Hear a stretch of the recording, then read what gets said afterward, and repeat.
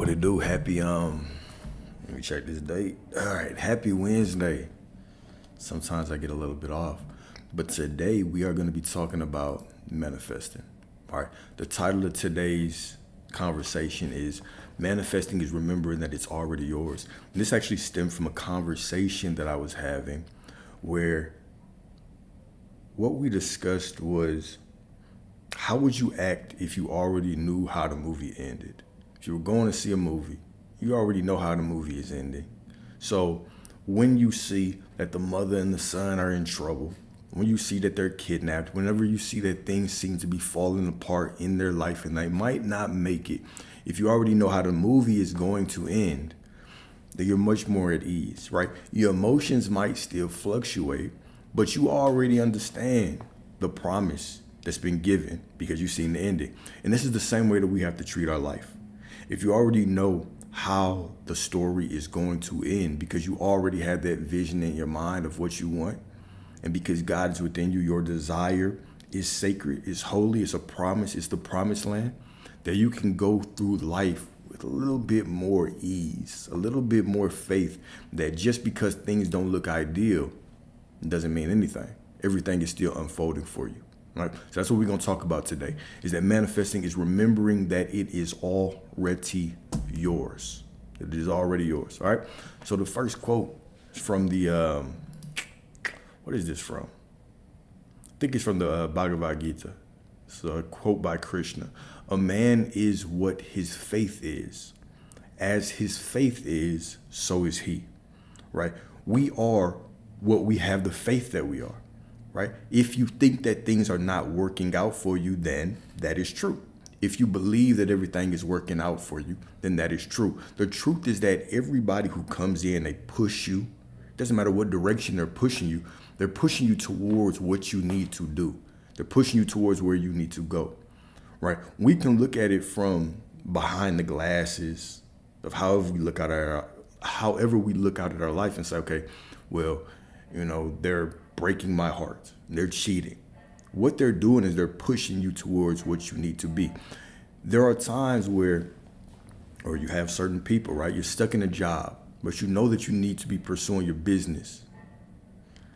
But the only way that you can step into doing your business full time or putting in all the effort that you should is if that job fires you. Because you crave the familiarity, the structure of that job so much, is very difficult for you to push yourself out of it, to get into, a different mindset, to actually start working on your own thing. So then they fire you, then they have layoffs, then you get a performance write-up. Whatever the case may be, they start to treat you unfairly. And now you have to step into your business or what you need to do more fully. Now, because we tend to get attached to things, right? Because we tend to get attached to things, it can feel very uncomfortable. We might still have this sadness.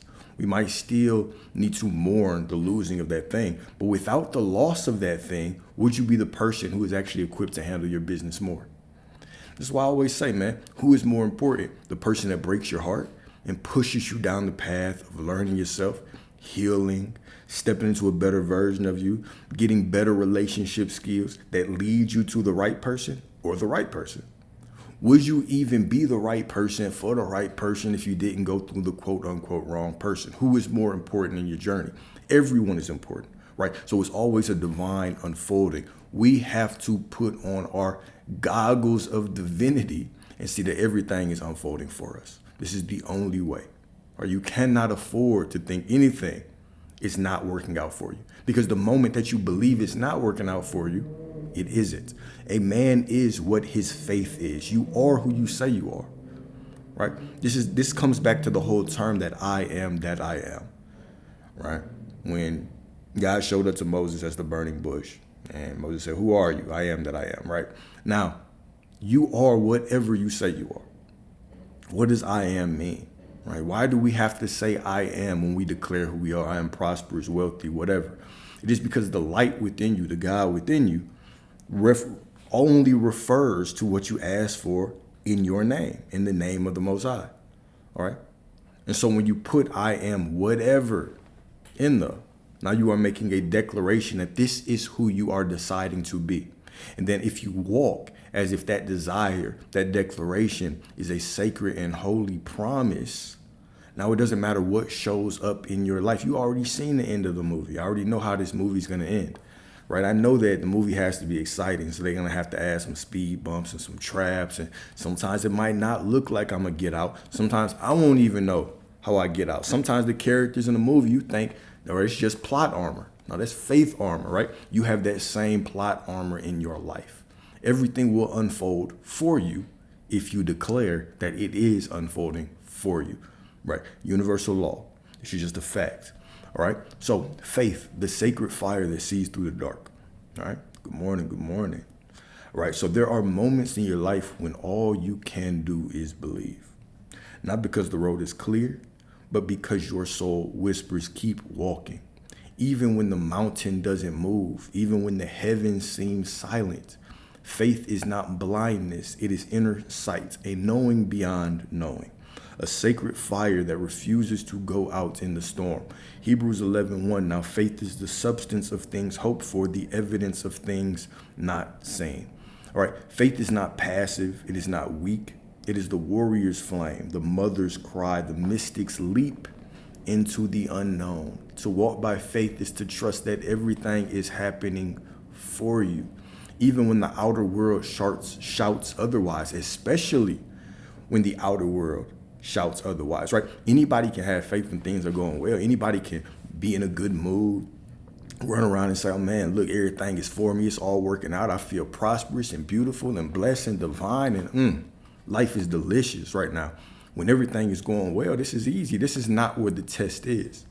What you see is that you actually get things a lot faster when you're in the fire and you're still able to declare who you are with conviction.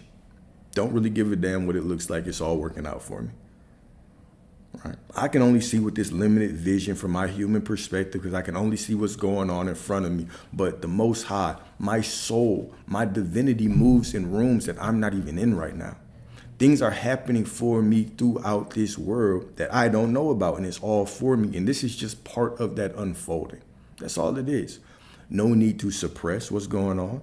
No need to run from what's going on. What's going on is what it is, but it's just a part. It's just a step in the unfolding to where I'm headed. It might look like, oh shit, it might look like it's getting worse, but it's not. It's absolutely not. It is all unfolding for me. This is the type of faith that you have to have. This is the conviction that you have to have. This is where your power is. Your only power is in your conviction and your perception and how you choose to see the world. If you choose to see the world from a victim mindset, if you choose to say things are not working out for you, then they're not. You are what you declare yourself to be. If you choose to say everything is working out for me, I am chosen, I'm divine, this is divine timing. All those things are true because you declare them to be. Verily, verily, I say unto you, whatever you ask in the name of the Father shall be given to you. Whatever you ask, right? It's not working out. That's true. It's divine timing. That's true. Your word, your perception is power. This is your magic wand. This is how you get out of any situation, is your word, your perspective. You cannot afford to be lazy with your mind. You cannot afford to be lazy with your thoughts, with your mind, with your words. This is your power. This is where your divinity is. Everything is for you, without exception, right? And you constantly have to train yourself into this mindset over time. How long does it take? It takes as long as it takes. The only alternative is things stay the same. Sometimes things are good, sometimes things are bad, but most people in this world, if you study the life of most people, they live the same situations over and over and over again. They wake up the same time Monday through Friday, go to the same job, do the same type of things, even if they get a promotion. Because of their spending habits, they do the same thing. They still end up with the same amount of money left over. On the weekends, they do the same shit. They go out to the same types of places, drink the same types of liquor, engage with the degenerate activities with the same type of people, right? Hungover on the same time on Sunday, do it all over again and wonder why their life does not change. You have to hold yourself accountable to a greater vision if you want a greater vision. You have to be the person that breaks the cycle of the normal thinking. It is easy to be lazy with your thoughts. It's easy. Everybody is late. Everybody does that.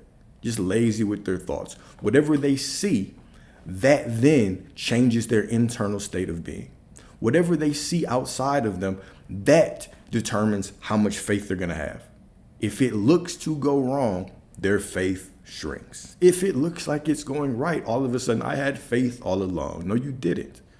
Right? You have to train your mind to stand firm in faith no matter what it looks like, because that is your power. Your power is not in being lukewarm when it looks good. Okay, I feel good. Your power is saying, I don't give a damn how I feel. It's always working out for me. I don't care how it looks. It's always working out for me. And this conviction is so strong within me that I can always fall back into it. I can always take a deep breath and remind myself of who the hell I am. I can always remind myself that the Most High is within me, that I am a perspective, a fractal of light, of infinite consciousness. And everything is divinely unfolding around me. This is who you are. This is your power, right? And you don't need anybody to tell you this. You can step into that faith right now. They will call you delusional, but most people are in a delusional negative perspective instead. Most people choose to look at limitations. They choose to look for the worst case scenarios. They choose to drive home and have fake arguments, worst case scenario arguments with the people in their mind, people in their life. Here's a thing to really ponder. I want you to really think about this, all right? Things are never as bad as your mind can make them. They will always be better. Now let's dive into that. Let's dive into that, okay? If you think of the worst case scenario, because the God within you does not operate in worst case scenarios, it will be better. If you think of the best case scenario, since the Most High always operates higher than you can think, it will be better. There is never a situation in your life that you can imagine that it will not be better than. So why are you wasting your power thinking of shitty circumstances, shitty situations? Anything that you can imagine, anything that you can put your mind to, it will be better than that, because that's how the God within you operates. That's it. You can sit and you can think of the worst case shit. It will never happen. It'll always be better. It'll always be better. Or you can think of the best case shit and it will be better than that. Right? This is the divinity of you. What you can imagine is always going to be the floor. It's always just going to be the floor. Whatever you can imagine is going to be the worst case scenario. The absolute worst case scenario. It cannot get worse than what you think. It can only get better.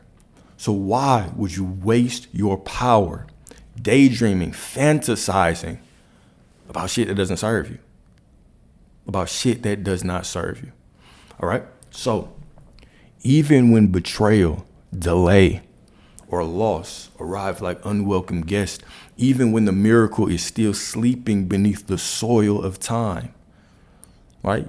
Even when the miracle is still, still growing its roots, you know what I'm saying? It's still underneath that soil, and you're still wrapped up in this world of matter, in this world of time, right? You've already got it here, because this is the promised land. You have this desire. The God within you wants to experience this through you. So this desire is sacred, it's holy, it's the promised land, right? But in this world of time, it's still sleeping beneath the soil. It's still, it's still getting ready for you. Things are still coming together in rooms that you cannot see. Can you keep your faith? This is when your faith is important. You already have it. You've already seen it. It's already been given to you. Now you have to walk as if. And you have to meet it. You have to allow time to unfold so that you can meet this thing in this third dimensional reality. It doesn't matter what things look like until you get there. There are two options. You either hold your faith until you get it, or you don't, and you go back to your old life. You choose the path. You choose the path, and it's not about your feelings. It's not about happy or sadness. It is about your knowing. That's it. It is about your knowing. Your happiness, your sadness do not matter when you are on the path of getting what you want. What the circumstances outside of you look like do not matter when it comes to getting what you want. Your life can change like this in a moment, bro. I just had a divine phone call with my sister earlier today, man. And she broke down some really good news. My sister was in a very interesting place a year ago, right? And we were having these same kind of talks. And everything was getting better, has been getting better, has been getting better, has been exponentially getting better. And then all of a sudden this weekend, boom, it took off. My sister will never have to worry about money again, ever, right? But it is just faith. That is all it is. It is just faith. You never know. All you have to do is walk the righteous path, and you continue to walk that righteous path, and you will be blessed. The only other option is stopping. And if you stop, you go back to that life that you do not fucking want, right? You have to start treating your desires as sacred, as holy, as promises, as divine. This is God wanting it through you. This is the promised land. This is the same promised land that the Israelites are talking about. The same one. It's just in your mind. You just didn't see a burning bush. You got a desire in your mind. That's the only fucking difference, right? You have to start treating these things as holy. This is a covenant. This is sacred. Right? And if you truly understood that it was sacred, and if you truly understood how the movie was going to end, okay, now I don't care what it looks like. I don't care what you tell me. I don't care what my mom tells me. I don't care what my homeboys tell me. I don't care what the woman I'm dating tells me. I don't care. I could care less. I could care less who tells me no. You had no choice. Because the moment I had this desire and I started to operate with faith, everybody, every single soul in this universe looked at me and said, how can we help you? And some of them have to help me by saying no. They don't have a choice. It's not personal. Some of you can't support your boy. Some of you have to turn me away, right? And some of you have to tell me yes. You have a divine role to play in the unfolding of my desires, just like I have a divine role to play in the unfolding of your desires. So the moment that we have desires, we all just start moving together, meshing with one another, helping one another out, expanding each other in different ways. You had to leave my life because I needed room for something better. You had to tell me no because I had to put more energy into this craft. Like, girl, you had to cheat. You had no choice. I deserve better. This is it. This is it, right? There's no coincidence. Everybody has to play their role. They have to play their role, right? Now, do you see yourself as being in the movie with the plot armor, taking you exactly to where you need to be, exactly to where you desire? Or do you see yourself as a victim of circumstances, right? You only have two choices. You're either going to be in this with faith, or you're going to see yourself as the victim of circumstances. You're going to say, just because I don't feel good today, just because I'm feeling a little sad, all of a sudden my faith goes away. It shouldn't matter. Even if you are on the floor crying because this person just walked out your life, they just did you wrong, quote unquote wrong. You should still be able to fall back and say, look, I do not see, I don't know what's going on, but I know it's for me. I know it's for me. This job fired me. I don't know what's going on. I don't know how I'm going to pay this bill, but it's working out for me. This is the faith you have to have. You cannot afford anything else. As a man, your faith is who you are. Whatever you have faith in, that is who you are. Point blank, period. All right? That is who you are. All right? So the Christ within you, right? Like I always say, man, when you read the Bible, especially when you're reading the story of Jesus, right? Think of it as your I am awareness, your mind telling you how to actually think to get what you want. If you have faith the size of a mustard seed, you will say to this mountain, move from here to there, and it will move. Nothing will be impossible for you. Matthew 17:20. Now, a bunch of y'all are not going to be standing out here and we just telling mountains to move and they move and we having battles, right? But what do these mountains represent? The circumstances in your life. This is a story about suppressing versus accepting where you are and moving forward. Think about this, all right? One of the things that people tell you when you get into the prayer space, the manifesting space, the faith space, they say circumstances don't matter. Avoid these circumstances just don't matter. And that leads people to think they have to suppress whatever's going on. No, this is telling you, if you have faith the size of a mustard seed, you will say to this mountain. The mountain represents whatever shitty situation is going on in your life. That financial issue, that woman issue, that man issue, whatever that issue may be, that is the mountain. You have to accept that it is in your life before you can tell it to move. I have to accept that I'm in debt before I say, this is where I'm at right now. Okay, this is where I am at right now. But this is just an unfolding to where I need to be. My faith is stronger than this situation. But when you try to ignore the situation that you're in, what happens? It gets stronger and bigger, and it starts looking at you. It starts peeking around the corners. Like, okay, you want to ignore me? Let me show you in a different way. You want to ignore me? Let me show you in a different way. Reality is finished. Creation is finished. It is not about suppressing things. It is about accepting where you are, because when you accept where you are, think about this. When you accept where you are and you understand where you are, there is clarity that you gain in understanding where you want to go. And that is where the sacredness is, right? That is your promised land. I know where I'm at. Now I can see where I need to go. And now I choose where I need to go, and I walk with faith. Even the dark moments give you clarity. Okay? If you have faith the size of a mustard seed, why the seed? Because a seed can be planted. When you are in these dark times, right? When you have this mountain in front of you, this heartbreak in front of you, you feel like you're planted. You feel like you are a seed in the darkness, and you're moving with faith. The seed is moving with faith, it's growing roots, but it can't see the light. It doesn't know where the light is. It doesn't know how to get up out of this. The same way we do not know how to get out of certain situations, but we have this promise in our mind, right? This is when we have to turn inward, and our faith has to be the light that allows us to see through the dark.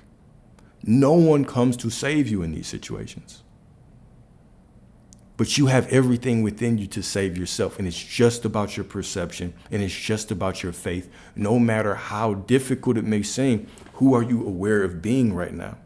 Are you aware of being a divine version of yourself, walking in faith with the promise in your mind that's leading you to wherever you need to go, and everything is just doing what it has to do to lead you there?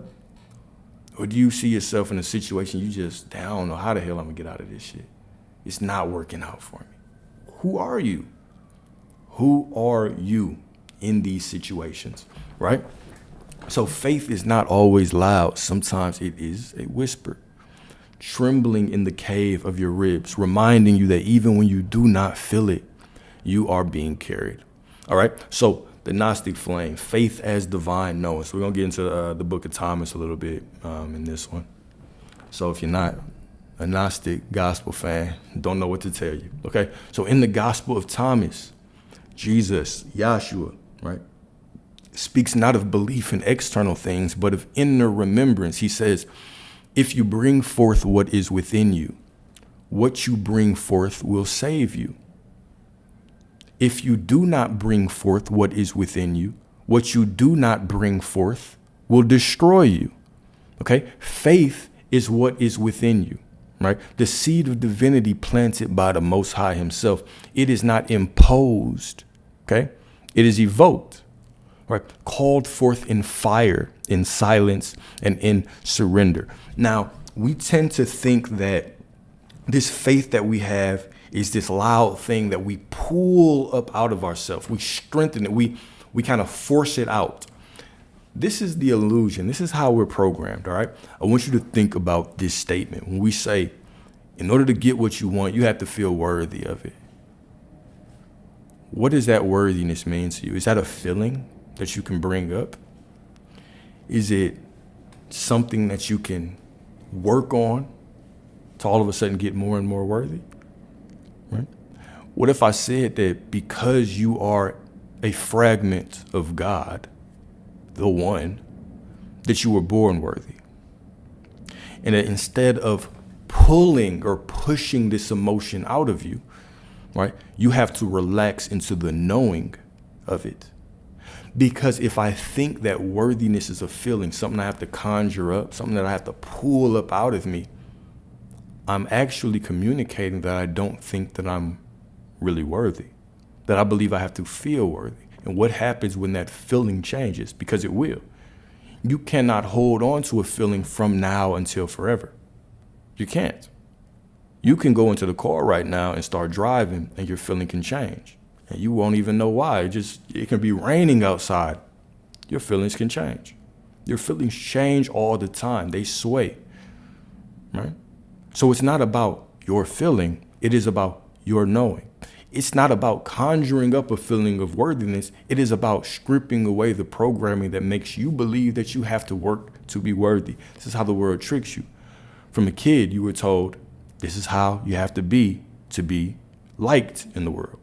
This is how you have to act to be accepted in the world. The school told you the same thing. This is the grades you have to get to be worthy. This is the type of student you have to be, how you need to read, how you need to think.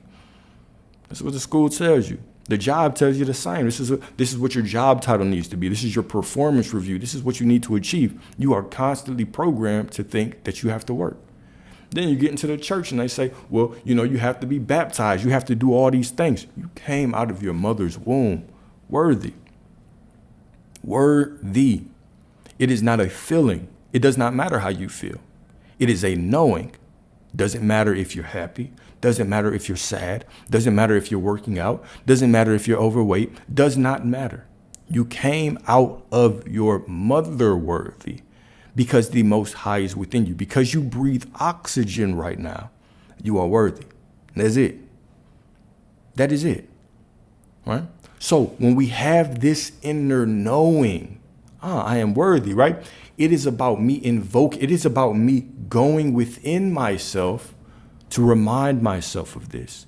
It is about me being able to sit in the fire of whatever's going on in my divine life and getting this knowing. It is not about suppressing what's going on. It's, yes, this bill is due, but I am worthy of it being paid because God is within me and I can walk in that faith, right? The wrong thing to do, and what most of us are programmed to do, is we think faith is this feeling. I have to feel faith. I have to feel worthy. It's not a feeling. Your feelings are fleeting. They change all the time. So we think, oh, this bill comes in. Oh no, I'm feeling sad about it. I have to suppress that sadness. I have to feel happiness and worthiness and say my affirmations that everything is working out, and I suppress it. But once you do that, now it shows up in a different way. All right? It shows up in a different way. So we have to be very conscious of this. Life is not about suppressing. It's about choosing what's next. This is where I am.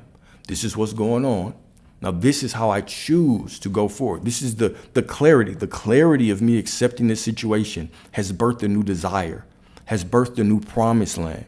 The Most High, the God within me, wants to experience this other reality through me now. Now I can walk in faith towards that, knowing that I am worthy already. Okay? This is your divinity. Right? The moment that you catch yourself thinking that, oh my God, I'm not feeling good, so I can't be worthy. I'm not feeling good. I'm not feeling happy or positive, so I'm not worthy. That is when you have to check yourself and say, whoa, no. I'm here to experience all the human emotions. I'm worthy regardless. Because the Most High is within you, you are worthy regardless. Because the Most High is within you, you are loved regardless. Right? You are loved regardless. Right? If I want to attract love, I have to be love. What does that mean? Right? God is love. The divine within you is love. Okay? I'm not talking about the Old Testament deity. I'm talking about the one. I'm talking about the Most High that's within you. Right? This God is pure love, pure knowing, pure acknowledgement, pure fulfillment, bliss, grace, worthiness. Cannot be anything else. Cannot be anything else. Right?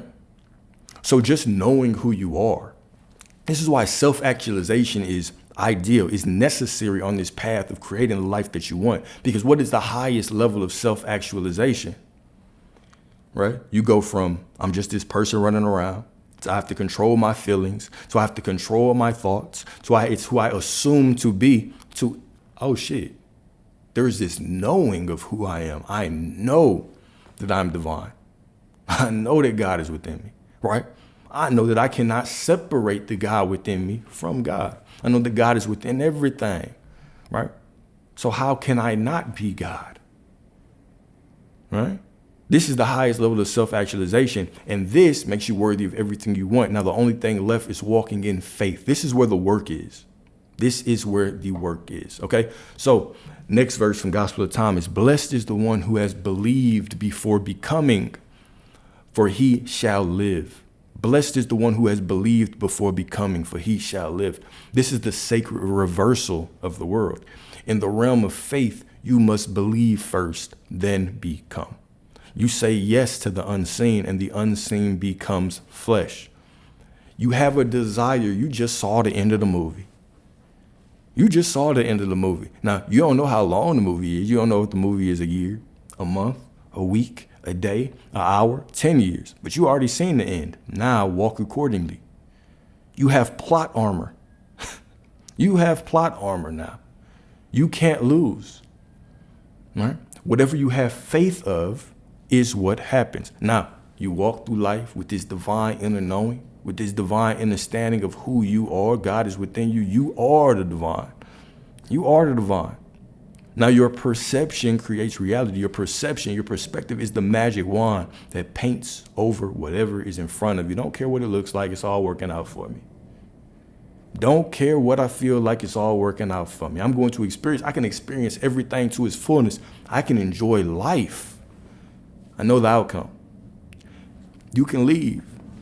You have no choice. You're making room for someone better.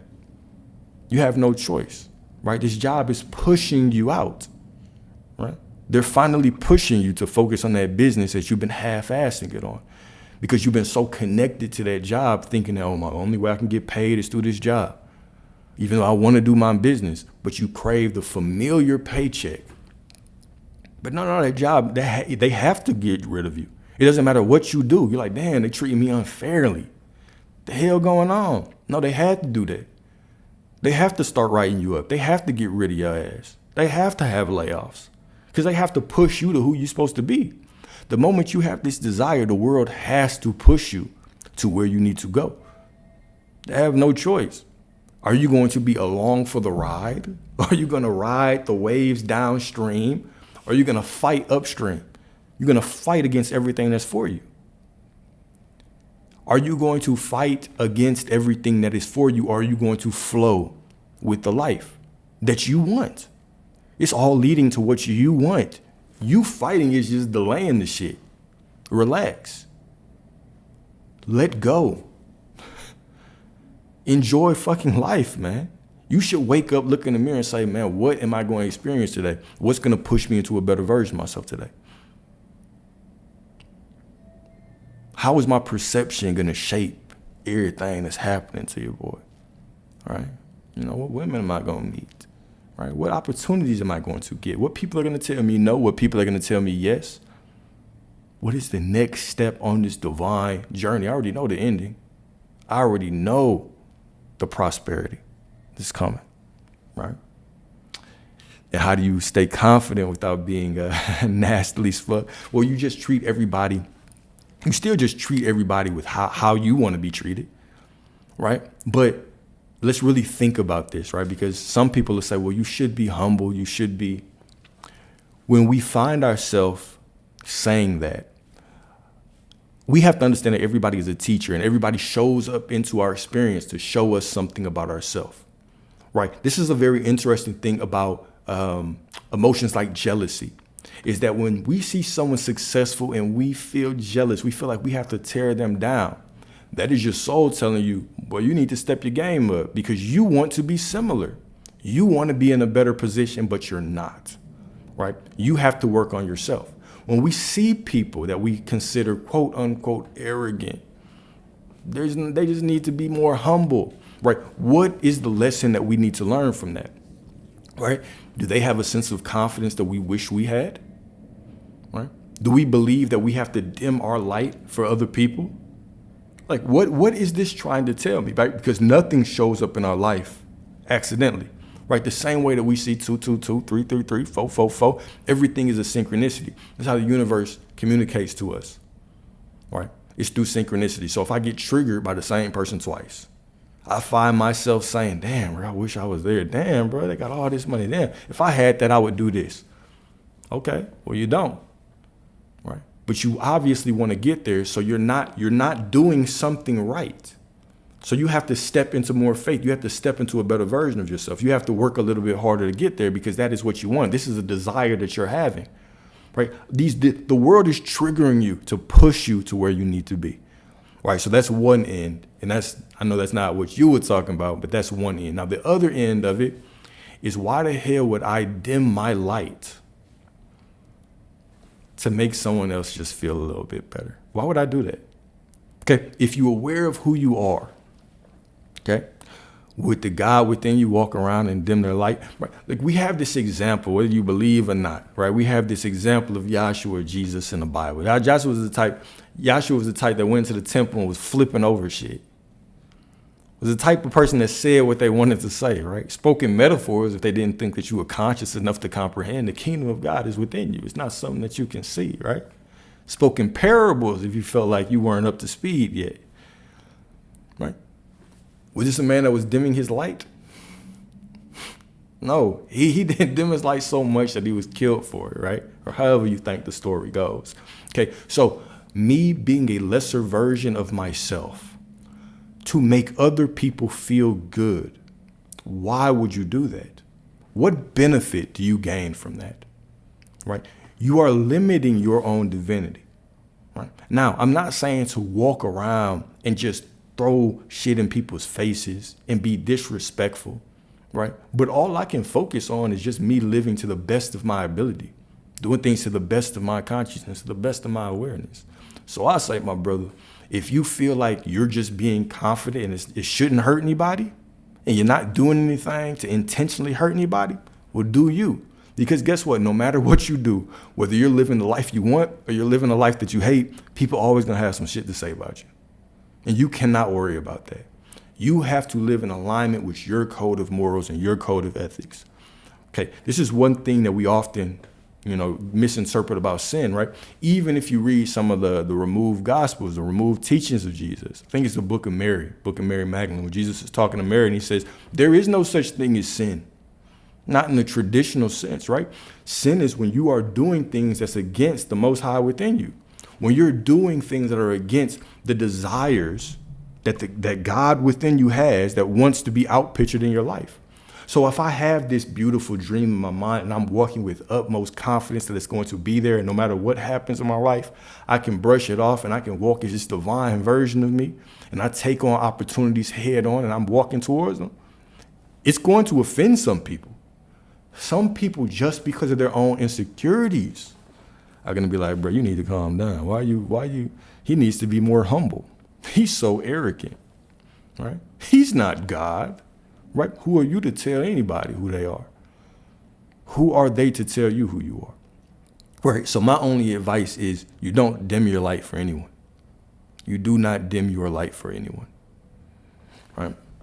So mystics speak of this path. All right. So the Christian mystic, Meister Eckhart, he said, faith is a darkness brighter than any light, a knowing, not knowing. OK, an embracing of that which cannot be grasped. No problem, man. An embracing of that which cannot be grasped. Let's think about that. Faith is a darkness brighter than any light. When you are in the darkness, when you are in that seed, when you are that seed, when you are planted, when you're going through that circumstance, you don't know where up is up. You don't know which way is down, which way is right, which way is wrong, right? And you are in that darkness, in that heartbreak. Your faith is the light within you that has to shine to show you through the darkness. It has to be your faith. No one else. No one else is going to sit by you 24/7 when you're going through a difficult situation and push you through it. No one is going to pick you up. No one is going to make it their life mission to push you. This has to be your life mission. And here's the divine thing is that we often think, well, what if is it selfish of me to put myself on this pedestal? Is it selfish for me to just focus on myself? It's selfish if you don't. Because how can you help anybody else if you're not in a state of prosperity? And when I say prosperity, I don't just mean like billions of dollars. I mean prosperity in any kind of way, right? Everybody defines prosperity differently. If I'm not in a state of my own personal prosperity emotionally, how can I help somebody else emotionally? If my decision making is not in a state of prosperity, abundance, how can I help you with yours? If financially I'm not in a state of prosperity, how can I help people that I really want to help, right? So the first project we're going to have is ourselves. I have to build myself up. And as a byproduct, everybody around me, right? Everybody around me, they start to get better too. They start to reap the benefits. I want to especially talk to you gentlemen, to my gentlemen, right? To my gods, right? So we tend to think and we tend to get it perverted what our purpose is here. When you're walking in purpose, when you're walking in your divinity, what you're going to realize is everybody around you benefits as a byproduct of this. Many of us think that we need to go down this path of making ourselves a good man for a good woman, right? A lot of men take that as their purpose, right? They say, all right, I'm going to be this type of man for a woman. I'm going to tell you something, right? When you create a purpose in your life, and that purpose makes you feel like you're giving back to the world in this divine way, okay? When you make this purpose, now all of a sudden, the women that come into your life, they benefit as a byproduct of this. It is your purpose. It is in you actually building yourself up into a man that makes a positive impact in the world, however you deem positive impact to be, right? The traits that you gain from this then make you a better man for a relationship, right? And then you go into the relationship and you start to get new things, right? New skills, learn deeper emotional intelligence and all those things, okay? So don't focus too much on just being a good man for a woman. Focus on being a good man to fulfill your purpose in the world, understanding that your purpose is what you created to be. And as a byproduct, the women in your life will benefit tremendously, okay? So St. John of the Cross walked through the dark night of the soul and still declared, boy, it's about to storm like crazy, and still declared, in the dark night, faith alone guided me, certain and steady through the unknown, okay? The Zohar in Jewish mysticism echoes, faith is the radiance of the soul, the thread that binds the worlds. Okay, faith is the radiance of the soul, the thread that binds the worlds. Keep in mind that you are a multidimensional being. You are a being that is infinite, that is eternal. Right? Before you were here, you were in union with the one. You are a fractal. You are a piece of the Most High made manifest here. This is what you are. Right? You are greater than this world. So your faith binds together the key pieces that you want from other worlds and makes them manifest here. Creation is done.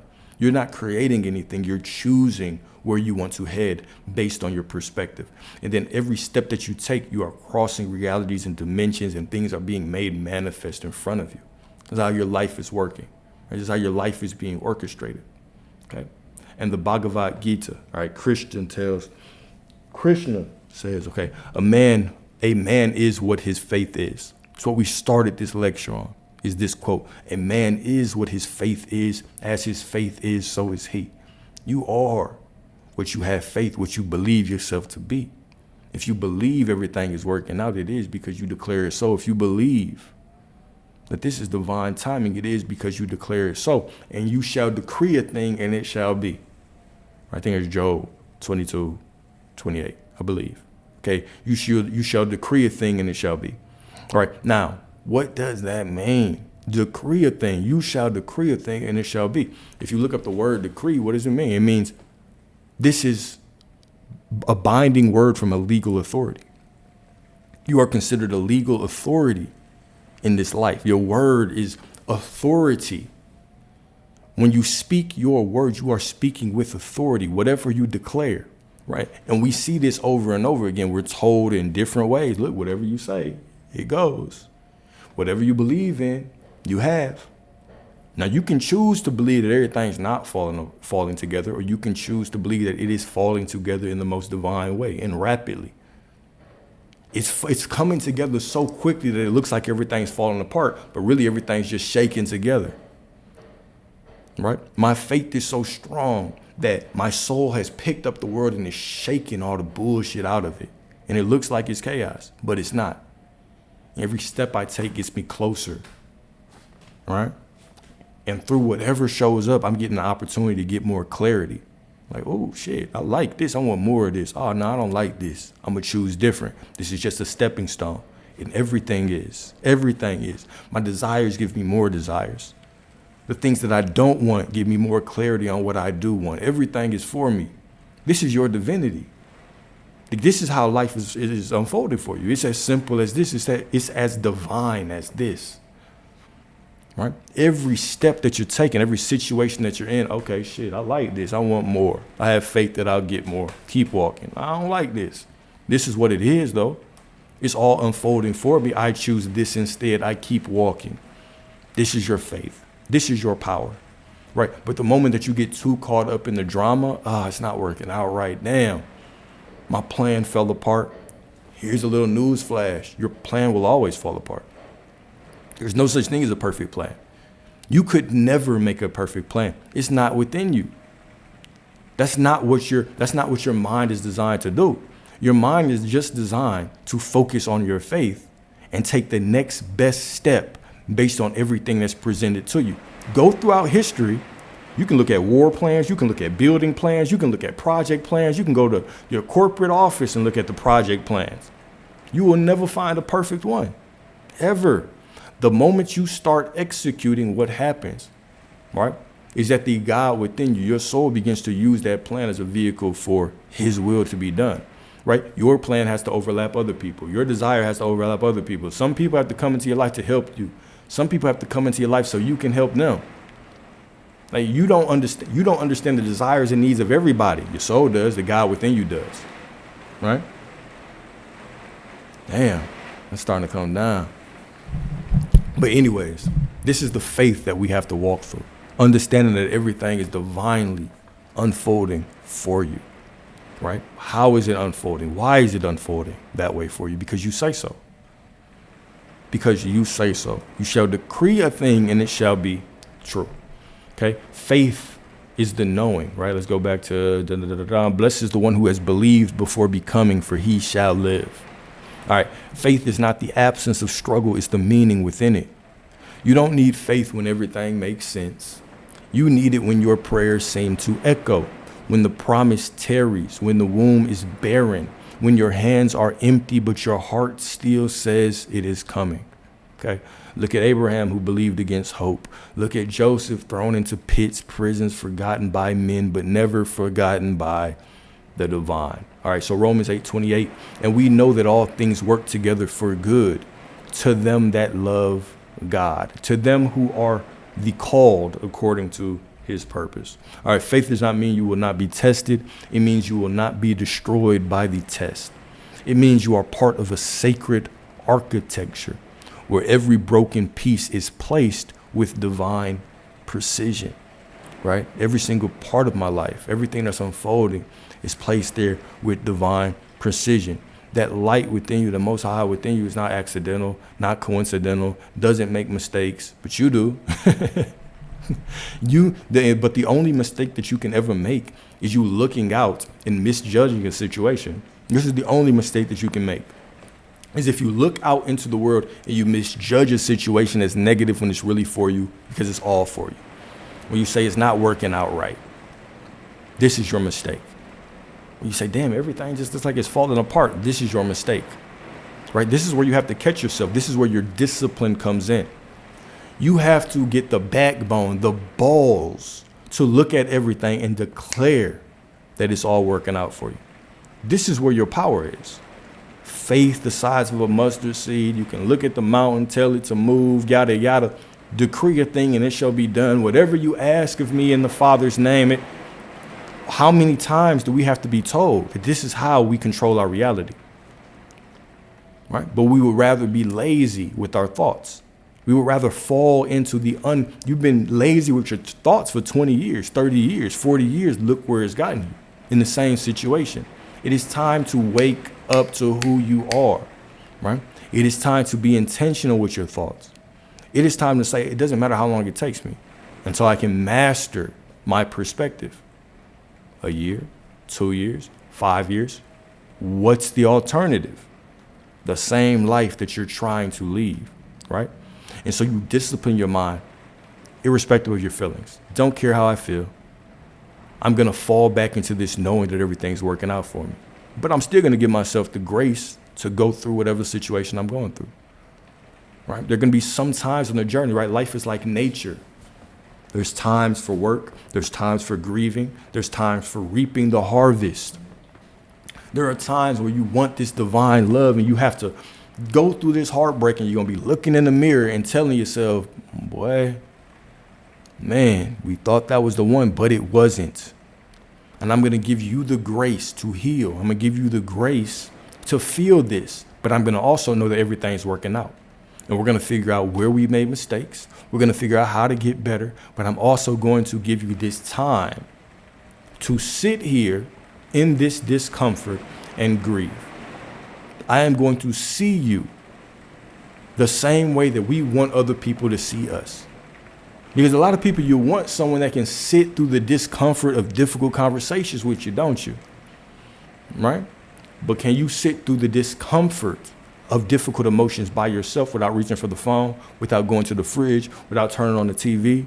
Can you sit there and give yourself the intimacy that you're begging everyone else to give you? Or the moment that you feel uncomfortable, you want to pick up the phone and scroll on Instagram. You want to distract yourself with something.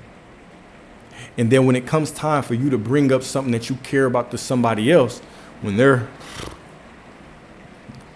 having a difficult time sitting through it, now you're annoyed with them. But you attracted them because that's the lesson that you need.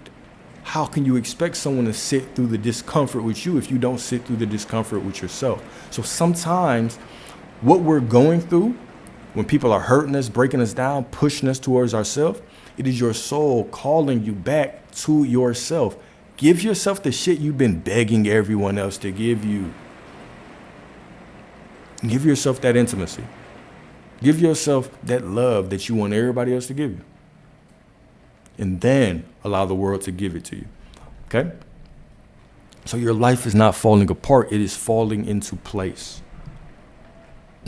So believe. Okay? Even when the clouds roll in, even when the doors close, even when the clock ticks louder than the vision, believe that there is a sacred choreography, a divine unfolding you cannot yet see. You are not cursed. You are being called deeper, called to see not with the eyes, but with the heart that remembers Eden. Have I not told you you are God's, right? You are being called to see not with the eyes, but with the heart that remembers Eden. Eden representing the womb, or before you actually made yourself manifest here. All right? Everything is a sacred choreography. So I'll end with this metaphor again. Who is more important on your journey? Who is more important? The person that breaks your heart and cheats, betrays you, lies to you, pushes you on this journey to get to know yourself more, pushes yourself on the journey so you become accountable and you actually become a better partner for the next person, or the person you end up with? Who is more important? Would you even be with the person you end up with if it wasn't for this negative situation? So oftentimes we'll see that the times that we're sitting in the darkness and we're saying, man, God, why did this happen? Just give me one more chance, man. Right? We're throwing away. We're eroding our own sense of self-worth. Right? Begging someone that's not even meant to be there, trying to fight upstream, when the stream is trying to push you down to where you really want to be. Right? And so we sit here and we struggle and we cry, man, God, why is this happening? Come on, man. Why is this going? Just bring her back, bring him back, whatever the case may be. And then 2 years later, you laid up with a better person for you. And you are a better version of yourself. And you're saying, man, thank God I went through that situation because it led me directly to this. Okay? Everything is divine. It is all for you. No exception. No exception. Right? But one of the issues that a lot of people have, right? And we all have this issue. No one is above this. Is oftentimes we will miss signs because we're not looking. We're not actively looking for God in everything. Right? The classic example that I will give you is, why do people believe that everyone is the same? Man, it's just men these generation. It's just women these generation. Women nowadays, men nowadays. Why are most people caught in this time loop where everybody that they go through, everybody that they keep increasing that body count with, right, seems to be the same person in a different flesh suit? If you go through a situation and when you come out that situation, you don't learn, the only thing that you can think about is what that other person did wrong, well, that means you haven't learned a lesson. And if you come out of a situation and you haven't learned a lesson, okay, I have a desire. I want this divine relationship, marriage, whatever. You have this desire. You want marriage. So you're dating people, obviously. Okay? So you're dating this person and it seems good at first, then they break you down. You don't learn shit. It's just, damn, he was a cheater. He lied. He was a narcissist. He was an avoidant. Whatever you want to say. Okay? Now, if you do not change, you stay the same. And if you stay the same, on the same vibration, right? Guess what you're going to attract? The same type of shit. Okay? So you were supposed to learn a lesson from this last person. This is how much your soul, this is how much the God within you loves you. They want you to learn a lesson. And because you didn't learn that lesson, now you have to attract a similar type of person. It's like, okay, well, you didn't learn a lesson that way. Let's give it to you a different way. So this person shows love in a different way. And you're like, oh my God, this is the one. But since you didn't learn a lesson last time, you fall for this type of person again. And then they break you down again. And you come out thinking, man, I'm just this perfect person. Why do people keep doing me like this? I'm loyal, I cook, But you haven't learned a lesson. You haven't learned how to validate yourself. You haven't learned how to make yourself whole. Right? You haven't learned how to love in a proper way. There's something that you are not learning. And until you learn, you will continue to attract the same type of people over and over again. And the people who really don't learn, they will get into this very, very deadly time loop where they will start to say things like, everybody's the same. All these men ain't shit. All these women ain't shit. When you find yourself going through situations over and over again, the same way that you look for synchronicities in numbers, start looking for fucking synchronicities in your life. Where are patterns showing up? This is how the universe, this is how God speaks to you in patterns. This is how God speaks to you in patterns, in numbers, and repetition. You will look for numbers and everything on the traffic lights, on the cell phone time, but you won't look for patterns in your own life. You keep choosing the same type of people. You keep avoiding the same lesson. You're triggered in the same situations.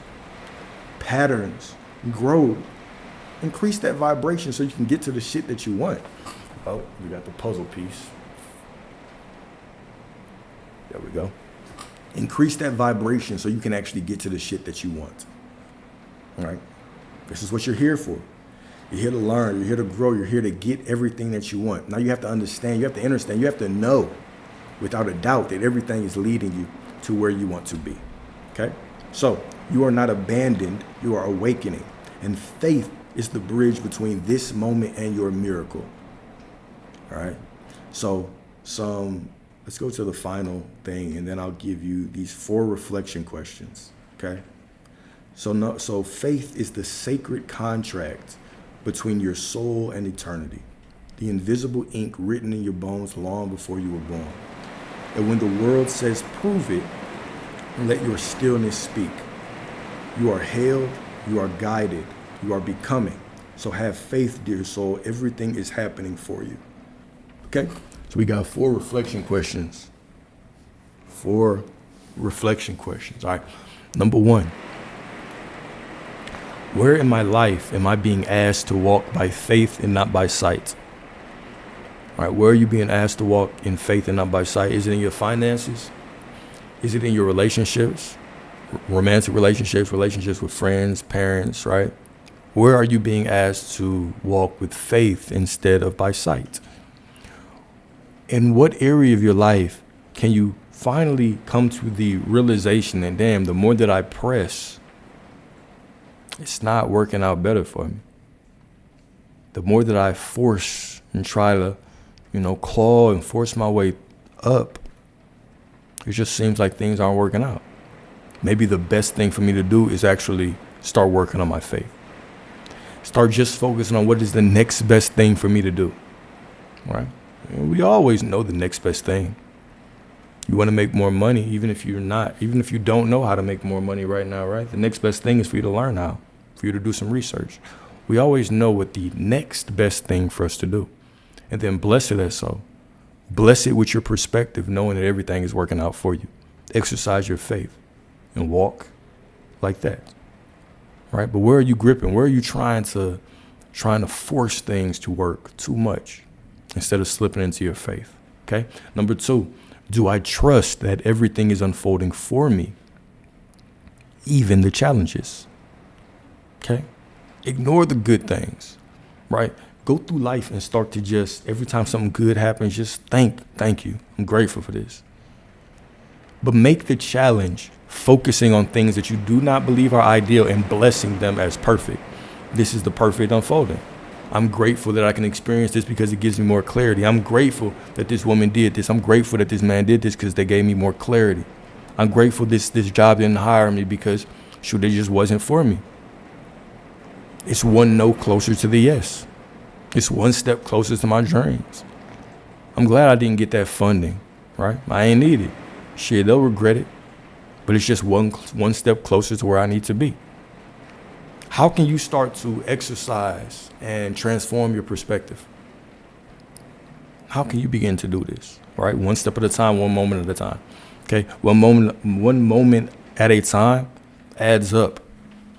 Adds up in a divine way. Okay, number 3, can I surrender control and still move forward, trusting the unseen hands of the divine? Okay, can you surrender control and still move forward, trusting the unseen hands of the divine? Has it worked perfectly since you've been doing it? Probably not, right? There's probably some things that, leave more to be desired in your life. The way your relationships are unfolding, the way your money looks in that bank account, right? The way your business is unfolding. What if you just focused on the next step, or you just planned out just as far as you could, and you just said, okay, God, I'm giving you this plan, and now I just trust that everything's going to unfold perfectly. And I'm just going to do what makes sense in the next moment. And I'm going to do that over time. And I'm going to bless every situation that's for me. That no is for me. It got me closer to the yes. It was protection. I know that the Most High moves in rooms I'm not in, right? I know that the spark within me is orchestrating things that I can't see, orchestrating things that might not unfold for a month, 2 months, 3 months, but it's all for me. And this is just a part of that unfolding. I can only see so much. I only see what's going on in this room. And what's going on in this room is only 0.1% matter. The rest of it is energy. The rest of it is just energy, information. So God is within 99.9% of this room. I'm only 0.1%. And then that's just this room. What about every other room? Right? You have to develop that faith and develop that perspective. It's a muscle, right? And the more you build this muscle, the more divinely that you can flow downstream with life. And you can let life take you to all of your desires, knowing that your desires are the promised land at the end of the river. And you just float down it and use your perspective to the best that you can in every moment. You experience life fully. You enjoy life fully. You take on the lessons fully. You critique yourself fully. And you exercise your faith fully, okay? And then number 4, what mustard seed can I plant today in belief, regardless of what I see? Everything is working out for you. What seed can you plant in belief, regardless, irrespective of what you see, okay? This is your divinity. Okay, so in closing, manifesting is remembering that it is already yours. Your faith is your weapon. Your perspective is your magic wand. You already know how the movie's going to end. You already know how it's going to end. Okay.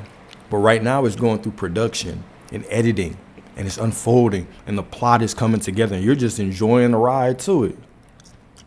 And when you get there, what you imagine is just the floor. It's always better than you can imagine it. Doesn't matter if you think of the worst case scenario, it's going to be better.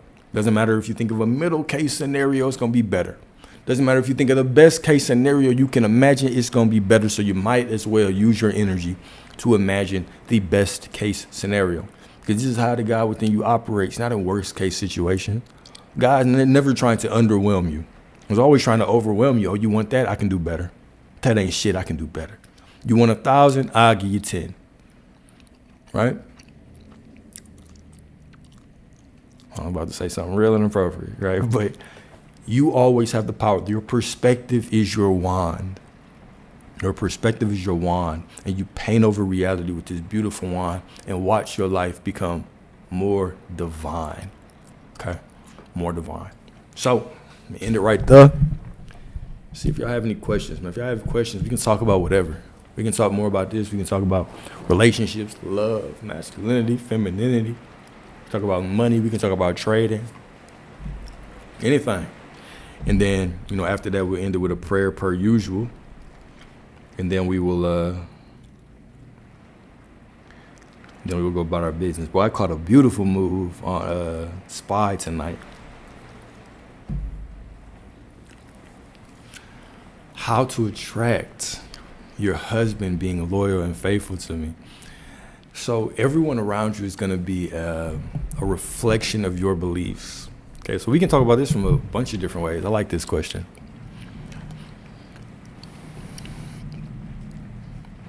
All right, everybody around you is going to be a byproduct of your beliefs.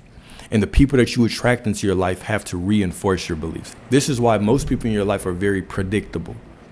All right, most of the time we can assume, we can guess, if I say this, they're going to react like this. They might react positively or negatively if I say it like this, right? We tend to be able to predict people, right? What you have to do is get to a point where you can start to transcend the beliefs that don't serve you and actually start to believe in things that are more aligned to the life that you want. Because we're typically programmed that life is a certain way and it has to be this way. Well, that's not the case, because we can look throughout the world and see people with different beliefs living much different lives. You might hear somebody that's rich talking about money, and they're like, money's just energy. It just flows to me, yada, yada. And it does. You might know somebody who struggles with money. Their belief is completely different. Some people do really well with women. You might not even think they look good, but they just have a different belief when it comes to women, right? So your belief shapes your reality. You have to put it to the test. So I'm going to go a different route, and I'm going to come right back to what you're saying. Everything that we experience with people in our life is our fault. So, yes, if I'm in a relationship and I'm cheated on, it's my fault. Why? Right? Because at some point in time, I thought about them cheating, or I believed that they were going to cheat. Now, we might say, no, it caught me off guard. I did not expect this person to cheat. You can say that, sure. But you still identify as someone who can be cheated on. If you identify as someone who can be cheated on, well, guess what? The world will prove that to you. So if you want to attract this loyal, divine husband that's faithful to you, that's loyal to you, right? First of all, you need to be that as well, because like attracts like. It's going to be a law of, it's either polarity or it's like attracts like. Right? In this case, it's going to be like attracting like. You have to be very loyal, very faithful, and all those things. And then number two, you have to strengthen your self-confidence and walk in the faith that you are not able to be cheated on. That somebody comes into your life, they have no choice but to be loyal to you. Because why would they do anything else? You would be crazy not to be loyal to me. You'd be crazy not to be faithful. You have to ignore the teachings of the world, the things in the world, the people in the world that say men are like this. And gentlemen, you're going to have to ignore the teachings in the world that say women are like this. And you are going to have to bulletproof your mind to your belief. And when you can bulletproof your mind and attach your mind to the belief of what you want, Now you become the match for that thing to come. But until you do, life will test you and life will show you your beliefs. Right? The moment that someone cheats on you, you should be examining your beliefs. How did I get here? Did I push them this way? Did I start to entertain the thoughts that they could be cheating? Right? Or did you double down on who you were? Even if it came as a surprise, do you identify as somebody who can be cheated on? Why? You think you pick poorly? You think people want to sneak around behind your back because you can't satisfy them? What limiting beliefs do you have that are leading you to that? Right? So on a metaphysical way, that's how to do it. Now, if we want to talk about it from a physical perspective or what to actually do, well, that's a whole different conversation. If you want to talk about it from a physical perspective, what you have to do is you're going to have to just align yourself with the type of people that you believe don't cheat, right? Because one way to do it is I make my mind so strong in my conviction that nobody can cheat. You can do this with affirmations. If you really want somebody that's really cold at affirmations, and teaching it on YouTube, this woman named Sammy Ingram. SAMMY Ingram, INGRAM. If you want to manifest somebody through affirmations, go to her page and she'll change your perspective on your thoughts, right? So she's cold with it. But I don't even want to talk about it from a physical perspective.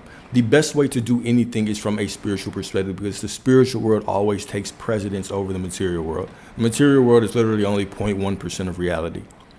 If you want to attract someone who doesn't cheat, who's loyal and all these things, you have to convince yourself that you can. You have to convince yourself that you can, and then you have to become the vibrational match for that person. Right? And you do that by changing your thoughts. And the easiest way to change your thoughts is affirmation. One of the techniques that, Sammy talks about is just robotic affirmation. It's choose a day. So I always talk about a silent day, right? Where you have a day where you set to the side, we say, I'm not going to get on the phone. I'm not going to talk to anybody. I'm not going to watch TV. I'm not reading a book. I'm literally just going to be bored in the crib all day. If I get too bored, I'm going to go for a walk. No music, no nothing. I'll eat when I want to. But one thing that you can do is have a day like this and just pick an affirmation or two and repeat them in your mind over time, right? The whole day. Just repeat the affirmation mindlessly. If you get too bored of saying it, start writing it down for a little bit. Go out in nature and say it, right? Think of a way to sing it to yourself, right? When you're driving somewhere, say it in your head. You do this over and over again, and this becomes your dominant thought. You start to think from this perspective, and these things have to materialize in your life, right? So your thoughts can directly be linked to your faith, and then you still want to have that faith that everything is working out for you, and boom, boom, boom, it all does. It always does, because you're powerful. You're more powerful than you can imagine. Hopefully that helps. Hopefully I'm not still lagging either.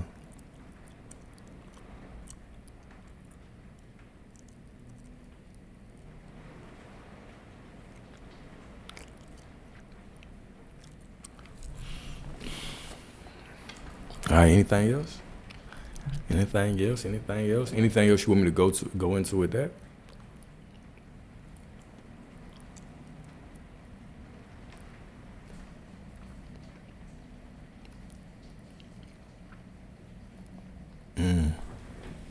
How to surrender and trust.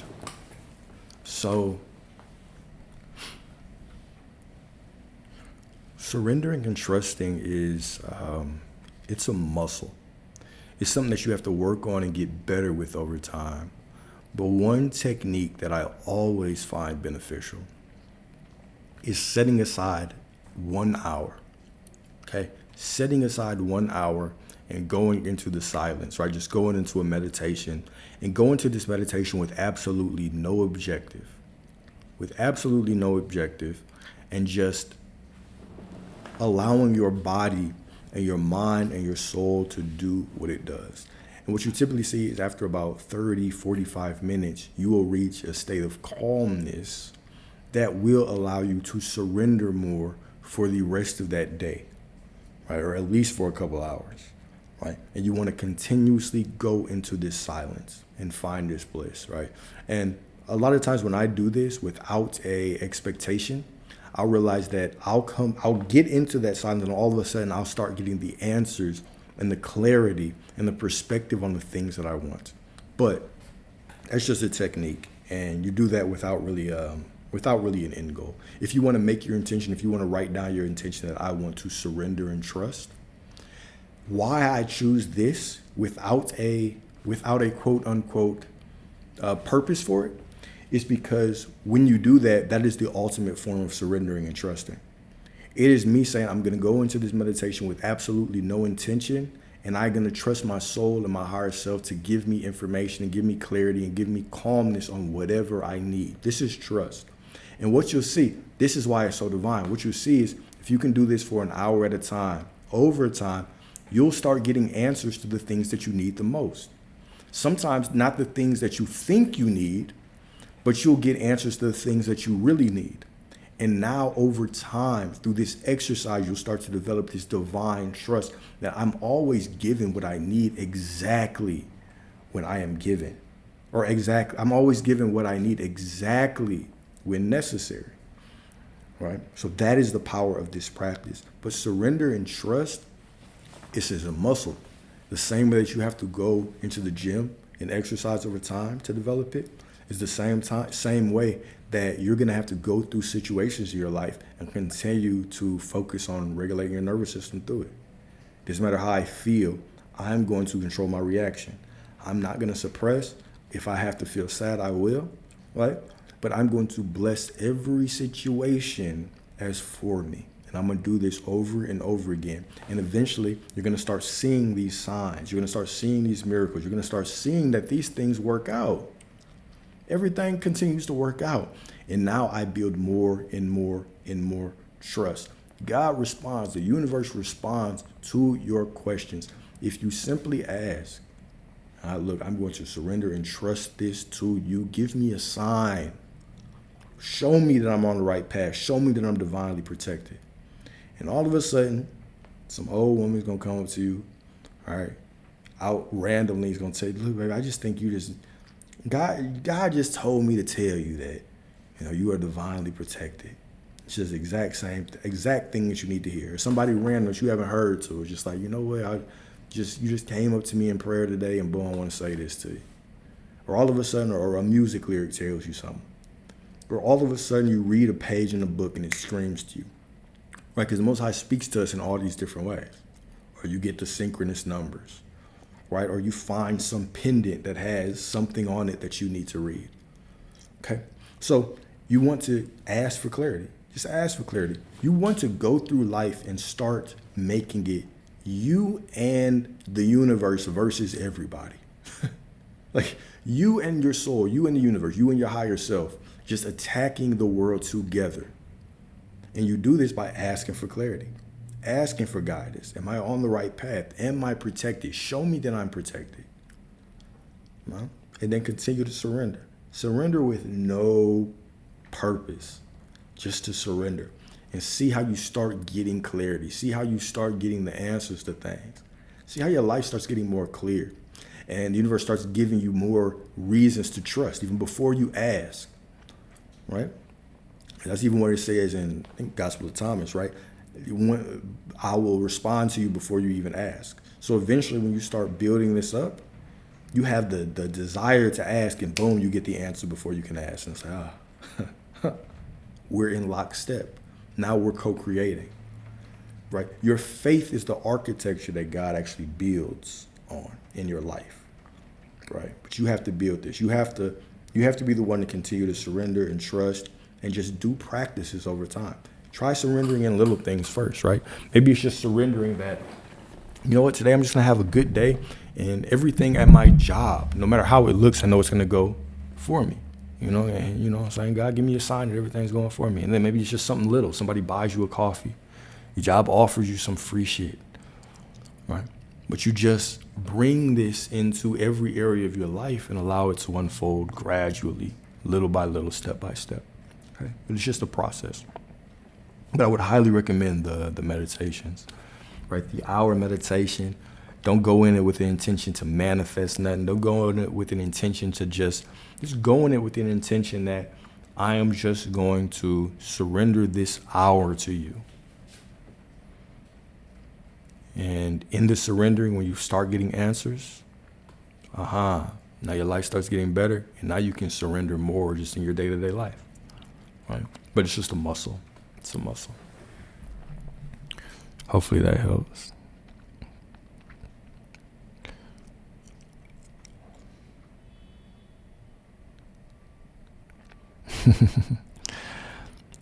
You want to be able to declare things out loud, but have always struggled. You want to be loud and emotional, but don't want anyone to see or hear you. Well, I think most of us struggle with being seen. It's not anything to be, I don't think that's a negative thing as well at all, right? It's just you being conscious. So start small and work your way up. So at this point in my life, I don't really go out and say that I'm gonna do things in front of people, but I used to be more reserved with speaking. Even now, like if you knew me a couple of years ago, you'd be like, bro, why the hell is this dude talking? Right? Because I wasn't a big talker.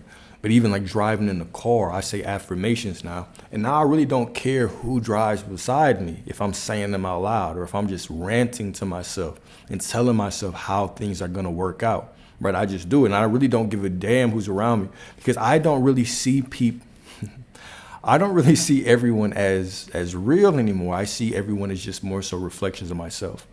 So if I take that perspective, why am I scared to declare things in front of people?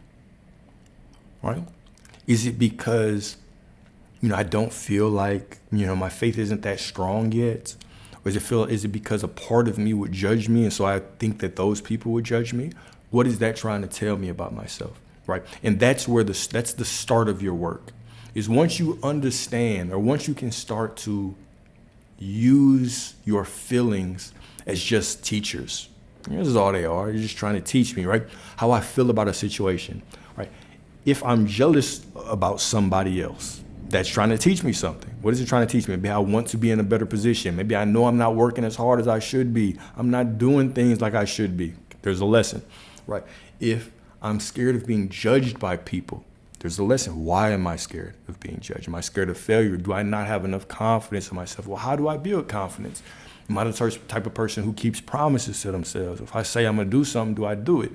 Am I nervous about declaring things because, I have made commitments before, maybe New Year's resolutions, you know what I'm saying? Things like that. And I started going down the path and then I fell off. Why? Right? And so we understand that our emotions are the quote unquote demons in our life that are rising to the surface for us to slay, for us to detach from ourselves, right? So everything is a teacher. I couldn't tell you exactly what it is for you. That's going to be kind of your cross to bear, or your cross to carry, not bury, right? But looking at it and being very honest with yourself about, okay, why do I really feel like this? And then maybe write it down. One of the exercises that I always talk about is the 5 whys. Whenever I used to work in tech, if anything went wrong, we did it. Shit almost scared me. Whenever anything went wrong, we did an exercise called the 5 whys. I said almost, it did scare me. We did an exercise called the 5 whys. So if something goes wrong, you say why. Well, so example, why do I feel insecure about really declaring what I want? Well, I don't want people to judge me. Why? You ask why again. Well, because I might not do it, or people might not support me. Why? Right? And so you keep asking yourself why 5 times, right? And typically either by the 5th time, or if you cannot answer anymore, you come to the root cause, and that's where you actually need to do the work on. Right? But yeah, a lot of my issues just came from me judging myself a lot. And I actually had a very profound mental experience where I was in this dark room, and there were these half men, half animals in front of me, right? And I'm looking at them, they all look angry and pissed off. I'm opening my eyes, and everything around me is fading away. And so it became uncomfortable for me to keep my eyes open. I had to close them, so I had to go back into the dark. And so, you know how when you're in a dream, I don't know if you've ever woken up and went back into a dream, and it's almost as if time stops until you get back in it, and then it goes back in again. In this experience, time did not stop. So when I went back into the dark, these things were closer to me. And so I came to this realization, either I'm going to struggle and I'm going to be terrified, or I'm going to confront, be like, what do y'all want? And I realized that all of these half animal, half people represented different parts of me. Okay? So once I understood that, when I asked, what do y'all want? It became very clear what they were, and then they all looked like me. But they were all looking at me like just with disgust, pissed off, angry. And I came to realize that this was me judging me for different moments in my life, right? There were certain things that I have done in the past that I was not proud of, certain things that I had experienced, certain things that I had handled in a way that I judged. And I was like, well, how do you say you want to be better, you say you want to expand, you say you want to walk with this faith, you say you want to love people and have this divine love, but you can't even love yourself, right? You still hold on to judgments of yourself. Right? And it said, if you truly love who you are today, and if you can truly look in the mirror and accept who you are today, then how can you judge how you've handled situations in the past? You handled them how you thought was right then, and it all led you to this moment. If you had handled things differently, you wouldn't even be who you are right now. Right? So all these things, like this lesson seems very typical. Like, duh, of course. But it was just placed in my mind in such a profound way that I came to this realization that, damn, I'm only nervous about other people judging me because I'm always judging my damn self. That was it. And once I broke free of that, like, whoa, it's okay. Am I going to stop doing something because I'm going to judge myself? Or am I going to continue to push to where I want to go, right? Am I going to stop things because I think other people are judging me? Or am I going to push past that, right? Because I don't think we'll ever get to a point where we're just 100%, I just don't give a damn about what anybody says. And I think that's a very optimistic way to imagine that we'll get one day. But I think we're more called to say, my desire is sacred. What I want is sacred. If I believe that I need to declare to the world that this is going to happen, and that's going to push me, then I have to do that despite whatever judgment comes. I have to say, it doesn't matter how the world's going to judge me. It doesn't matter how my parents, the work, co-workers, my friends, it doesn't matter what they say. It doesn't even matter what I say. I have to have faith that I'm headed towards the promised land, and I have to be strong enough to declare those things. Preach. Yeah. But, the work is going to begin with you understanding, with you really diving into yourself and being like, okay, why do I feel like this? Why do I have these thoughts when it comes to declaring what I want? Do I really want those things? And I believe you do, right? And if you really want those things, then if you really want them, then you'll get them. You might get them next week. You might get them next year, but it's a guarantee that you get them as long as you have faith. And maybe that declaring is the push that you need to really walk in your faith, perhaps. Right? But that's going to be a very, very beautiful journey that you go on. And I wish you nothing but the best. I know that it will reap nothing but the best benefits for you. Right? Everything is going to work out divinely for you, better than you can imagine, better than you can expect. Or you probably have little thoughts in your mind right now about how you think it's going to go, but it's always going to be better. I'm excited for you.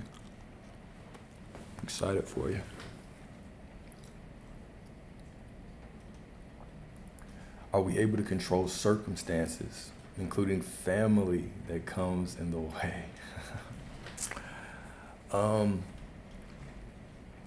No, you're not. You're not able to control. Okay, so you're able to control outcomes, but you are not able to control every circumstance, every unfolding. Let's talk about that. All right. So there is you know what I'm saying? Like, I used to look at the Bible very historically.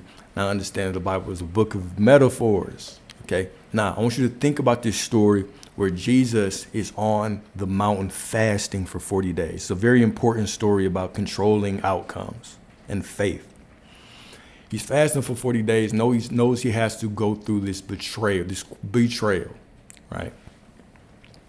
So when he is fasting in the wilderness, Satan comes to him, the devil comes to him, which the devil just represents outside circumstances, your internal demons, thoughts, all those things.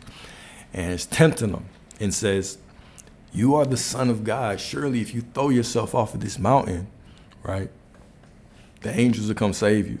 They'll come swoop you up. They won't let you touch the ground, right? And Jesus said, you should not test God, right? Now, in our kind of human translation, we think this means that you don't question God. But questioning is where your faith actually comes in, right? That's where your faith comes in. God, show me I'm on the right track, right? Going in and doing research on religion is how you build your faith.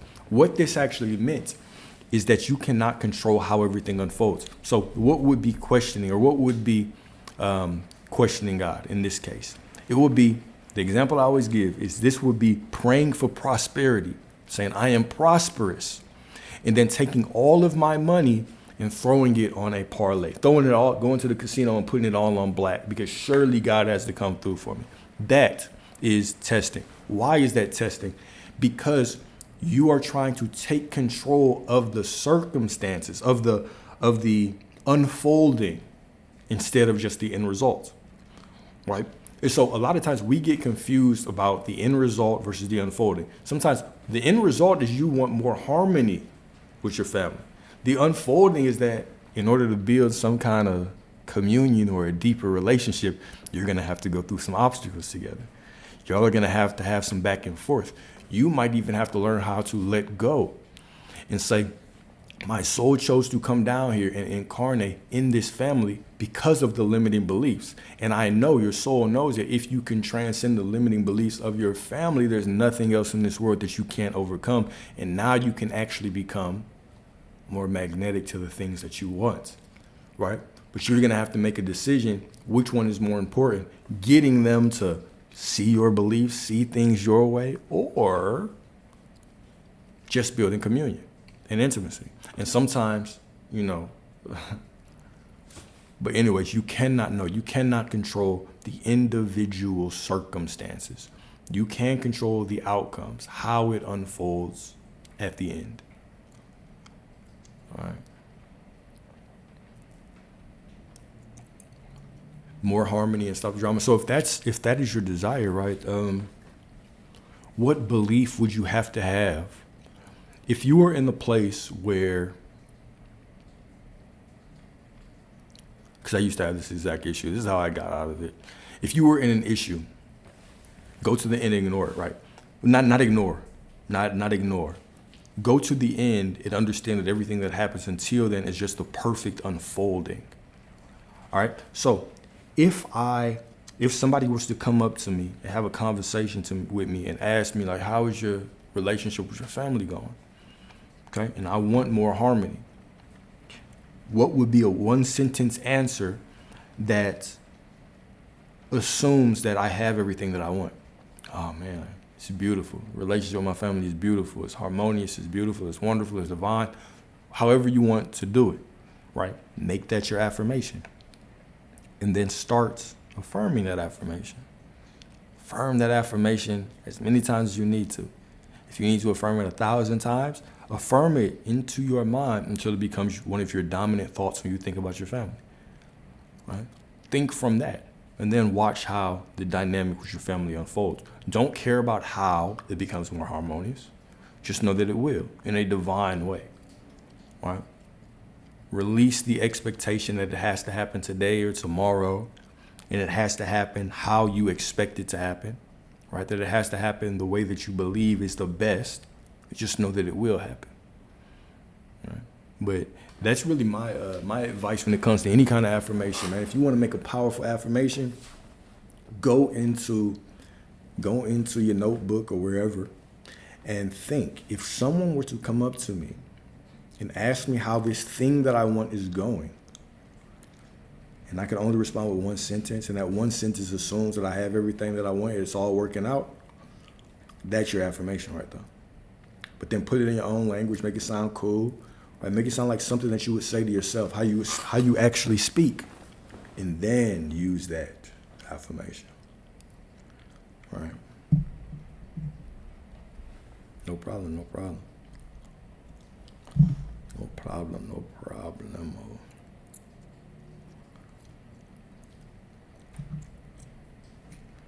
All right, y'all. What time is it? All right, 12:14. Let me see if I missed anything else, and then we can end this one. I appreciate you for jumping on. Thank you, thank you, thank you.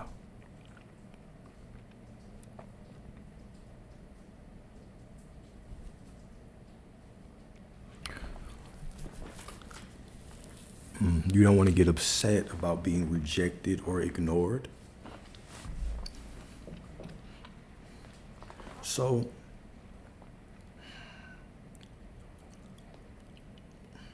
I understand that, right? Like, yeah, you don't want to be upset about that because it doesn't feel good to not feel good, right? But we have to hold on to something greater. Life will never get to a point where we can completely just detach from emotions and transcend emotions and not experience emotions. Emotions are part of your human experience. If you were a soul that felt nothing, didn't feel happiness, didn't feel sadness, or you just existed, and someone told you that you could come to earth and you could experience the highs of the highs, the lows of the lows, you could experience love and heartbreak and loss and falling in love and making money and excitement, you would say, sign me up right now, right? So you don't come down here to just experience one end of the spectrum, because it's really in the loss where you appreciate the gains more. It's in the heartbreak, it's in the death, it's in the loss where you start to appreciate life and love and connection even more. So these things are divine. They are blessings in disguise. It is just about our perspective on them, right? You're going to get more clarity on what you want through negative situations. A lot of times you're going to learn more in what we quote unquote perceive as negative. But we also have to understand that the Most High, the divine, doesn't look at things and judge them as positive and negative. The example that I'll give you, right, is if a natural disaster comes through here, hurricane, tornado, whatever, and it wipes out land. It could even take out people. We would call this an act of God. An act of God came through, but we would not say God is bad for that. Eventually, nature would be built up better. The world, that area would be built up better, right? Things would improve because of this. Creation just used situations to create. Whatever our circumstance is, whether it looks like rejection or heartbreak, creation doesn't see this as negative. The divine doesn't see this as negative or positive. It's just an opportunity to create. You can create with light. You can create with dark. You can create with masculine energy. You can create with feminine energy. All these things are just creation. This is why even when you go through heartbreak, some people have to tell you no to push you to yes. We see these things as negative from our perspective, but they're not. They are not negative. They are just an aspect of creation. Your desire is here, and you are here, okay? Matter of fact, this is how we think life is. We think our desire is here. We think our desire is here, and we're here. And then we go up, and we go down, and we go happy, and then we get sad. And then we think we get closer and further based on good and bad. But really, you're here, and your desire is here. And if something goes the way you want it, you're getting closer. If something goes the way you don't want it, your emotion might be down, but you're still getting closer. You're always getting closer. The path is always taking you to where you want to be. It's just our perception when we're riding that energy. We have judgments. We make judgments on things. Even think about it like this, right? There are certain people that show up in history, okay? And they're polarizing figures. They make people choose a side. They say something, they do something. You have to choose a side. Is this right or wrong? We can deem it right or wrong, whatever, right? But some people have soul missions to come in and impact the world and push us, right? Push us into a more divine, a more harmonious world, okay? This is how creation creates. Creation creates with polarity, right? We need polarity. We need the polarity to enjoy things. So allow the rejections, allow the times that you're upset, allow those to be times where you give yourself that intimacy, right? Where you tell yourself, where you lay in bed at night, you put your hand over your heart and you tell yourself how much you love you, right? Where you look in the mirror, you tell yourself that you love you. You tell yourself you're going to do better. You tell yourself that we're going to learn this and this is how we're going to move forward and this is how life is going to get better. Be your best friend in those situations and understand that it's those situations that make you appreciate the better situations, right? But you'll never get to a point where, those things go away. You're just going to get better at handling them, right? You're going to get better at handling them. And they're going to make you just appreciate and cherish those divine, beautiful, right, quote unquote, positive moments even more, right? They're all divine and beautiful moments, but, the down, the upsets, the rejections, and take it from me as a man who has went through a lot of rejections, right? I used to be just, rejections are blessings. They are blessings, right? You learn about yourself, you cherish, the things that you want more, in those down times. It's all for you. It is all for you. 100%, no exception.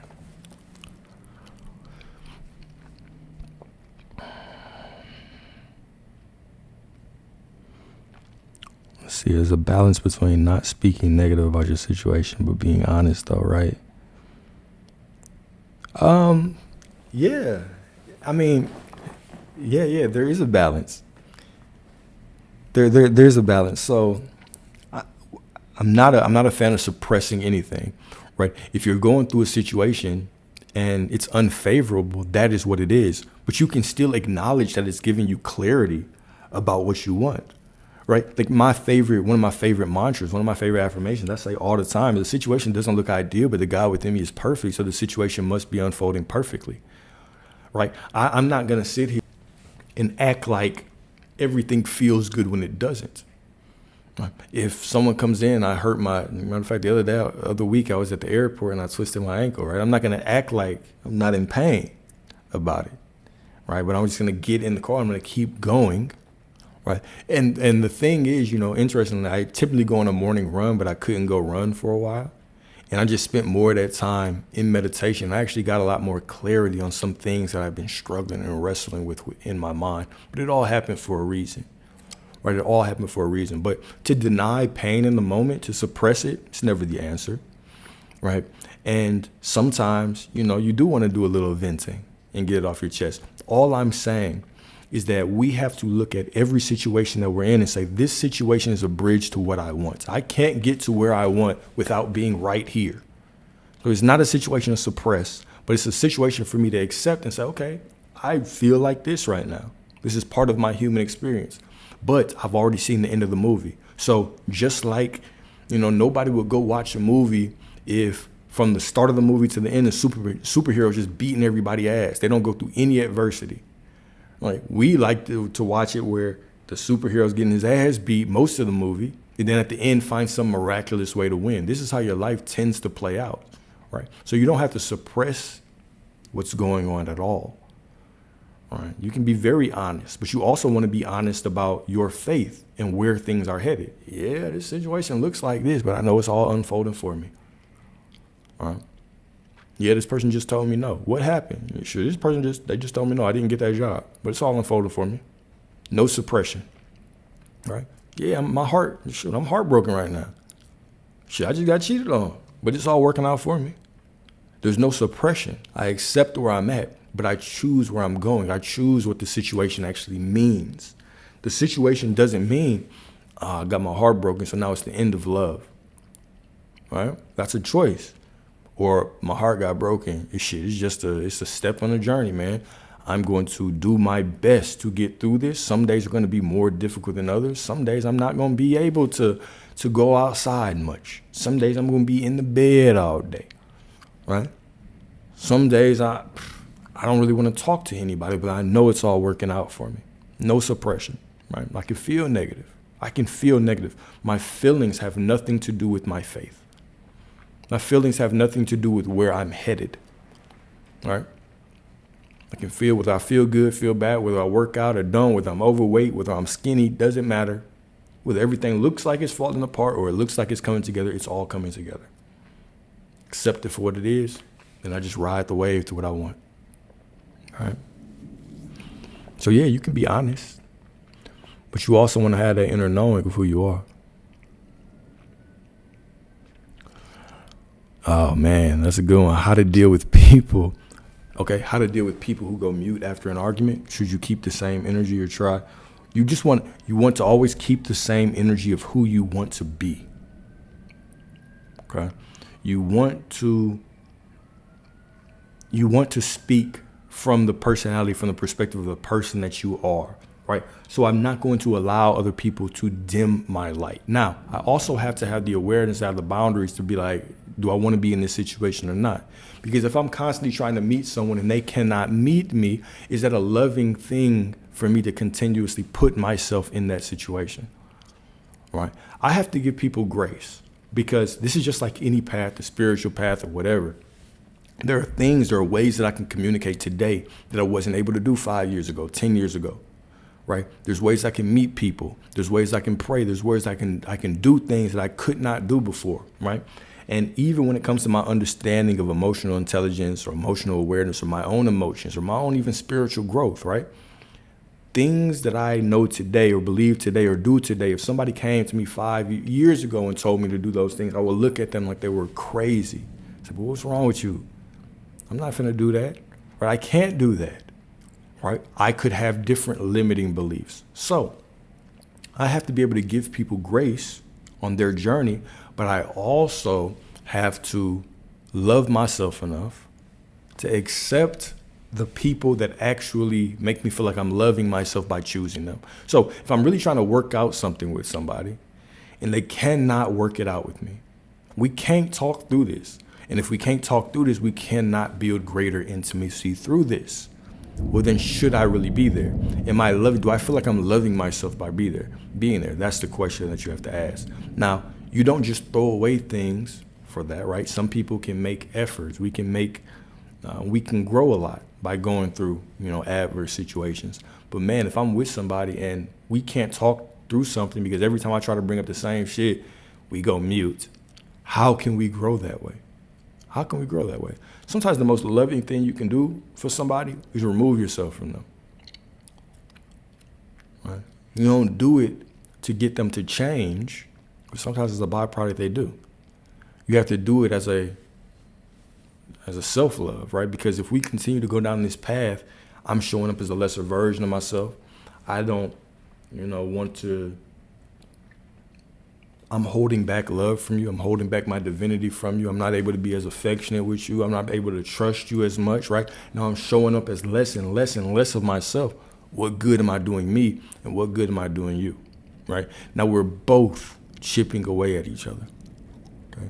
So we have to just use the wisdom and discernment to say, okay, am I supposed to be here or not, right? We don't get nobility points and cool points and divine points for being in a situation that does not serve us and begging somebody to be something that they cannot be, right? It doesn't really make you a good person if you just continue to stay in a place where you're not appreciated or stay in a place where the situation cannot work. It does not make you a good person by doing that, right? It more so makes you a person who lacks discernment. Right? We have to put ourselves in places where, okay, this person is doing work. We're moving towards something together. Right? We're growing together. Right? And I know that this person is actually working with me. I'm working with them. Yeah, it's going to be challenging. Yeah, it's going to be difficult, but we're both working towards the same thing. If we're constantly hitting the same roadblock, like I say, man, anything that shows up as a pattern is a synchronicity. It is something that you need to explore. Right? It's something that you need to explore. And yeah. Can't rejection be viewed as realignment? Nothing more than realignment. Rejection is realignment, for sure. Right? What else could it be? If everything is for me, if everything's working out for me, if the desires in my mind are promises, shit, what is rejection? It's realignment, right? You make your plan, and people have no choice but to do what they have to do. If I say I want this divine partnership, right, and this person shows up to me, and they might look good, but they can't help me in any way, right? They can't show up as a person that's in alignment for me. They can't show up as somebody that's against alignment for me that makes me prove who I am by rejecting them. Or if they can't be the right lesson, well, they have no choice but to just reject me. They can't be in my path. It's all for me. It's all for me. Right? So, people just show up for you in certain ways. They are either in alignment, perfect. They're not in alignment, but sometimes they do the things that you like, right? There's certain women that are not in alignment with me, but they do a lot of shit that I like. They do a lot of things that I like, right? Am I going to go with them? Am I going to go down that path even though I know it's not in alignment? Well, if I was looking to have fun, sure, but since I'm not, no. Right? And then you will also have people that just show up as lessons. And if they show up as just lessons, well, then that's the reason they showed up, right? So they're in alignment, they're not in alignment, or they're a lesson. Or they can't do any of the three. You might think they look good, but they can't give you anything, any of those things, so they have to reject you. That's cool. It's all for you. It's all working out for you. It's all working out for you, man.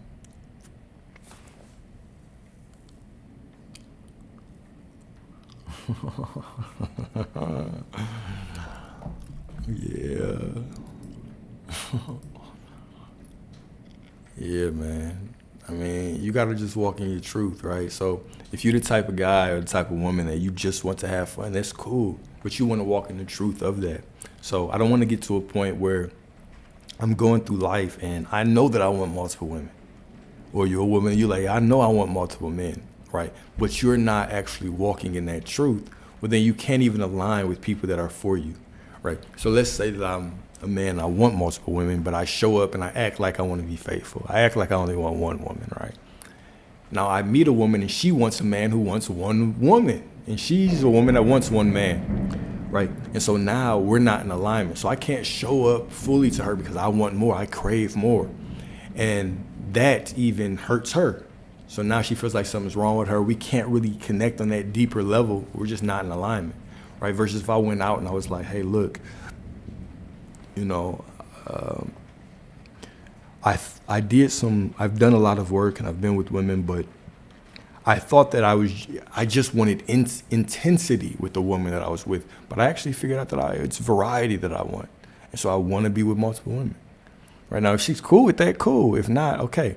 I would also advise, one thing that I always say is if you want to go down that path, do it one at a time, right? You bring one woman on with the openness that it's going to be multiple, but just bring her. If there's no issues after a while, then bring number two. If there's issues, then you got to drop her. And then you bring on number two and you do the same thing. And then you can do that as much as you want, right? But you want to walk in your truth. Walking in your truth is the only way that you can actually attract what you want, right? People will no matter what you do, right? There are some people that will say, well, it's not in a man's nature to be with multiple women. It's not. I mean, that's their truth. That's cool. Some men will say, well, it is in a man's nature to be with multiple women.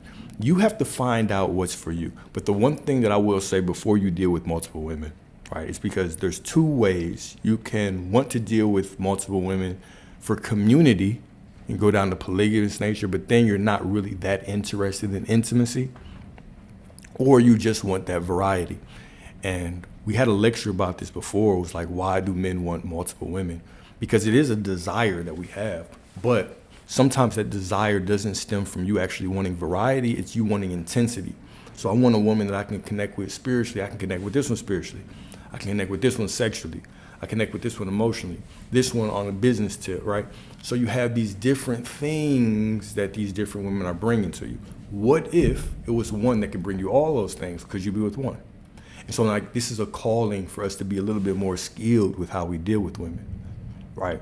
Because it is more, if you do want that intensity, it's going to bring you much more satisfaction to bring that intensity out of one versus out of four, because you're still gonna have to deal with all these things you don't like with all four of them too. Okay, so I had a different lecture on that one though. We talked about that for a long time, for a couple of hours, just on how to walk in your truth and then dealing with women, dealing with the emotions of women, and then how to actually penetrate your woman, because you want to penetrate her sexually, of course, right? But who's to say that you're actually going to be the best sexually for her right now, right in 2025, when everybody's sleeping around with everybody? So there's multiple ways that you want to be able to penetrate your woman. And then foreplay also starts way before the bedroom, right? So do you actually set up time to build intimacy without sex, without penetration? Like take it off the table, like set up key moments or activities that build intimacy and from your mind remove sex, right? But then also you want to be the most skilled with her emotionally. You want to be able to talk her out of her moods the best. You want to be able to laugh her out of her moods. You have to know when she's just bullshitting with you, like when, because a lot of times women will bring up problems, they're not really problems. I'd say most of the time, let's say 80% of the time. Or women might bring you a problem, but it's not really a problem. It's more so a call for intimacy. It's a call to see your masculinity. Are you going to slip into a feminine state when you try to deal with her? Or are you just going to look through her and joke with her, and entertain her for a little bit, and then put that vibranium on her? Right? So you have to understand the differences in those things. So you have to be very, very skilled with your woman. And so there is a way that you want to conquer your woman the same way that you want to conquer the world. You are a conqueror. That is the masculine essence in you, is that you want to be the best. You want to conquer things, right? So one of the best, the biggest or the greatest, most fulfilling things that you're going to accomplish in this life is actually penetrating a woman so deeply in multiple ways that you make her flourish into this feminine being that she could not be without you, right? This is going to be one of the most fulfilling things that you'll experience. The same way that, you know, you're building a business and you're just penetrating that business in all these different ways and you're learning all these things and that business just flourishes. It's like, you know, this is your muse, this business, right? And you build it. It's the same way that you want to penetrate your woman from multiple angles. You want to be the best emotionally, the best spiritually, the best sexually, right? You want to understand all the freaky things she likes, right? Some of your women, they like their toes sucked, but you don't even know that because you haven't asked, right? She's open to trying new things, right? She doesn't just want to be this beautiful flower that you make love to. Sometimes she wants you to put a wig behind her headboard, right? So you have to understand all these different nuances, and you know, it just takes, you know, attention and skill. But yeah, you have to walk in your truth. Side note, I took a side quest. I like the side quest, but you have to walk in your truth, and you have to become a student. This is one of the key pillars of masculinity, is that you're always learning. You're always learning yourself. You're always learning your woman. You're always learning your craft. You're always learning the world. You're always trying to, you know, guide yourself through the world in the best possible way. You never stop learning about anything in your life. Anything. All right? So.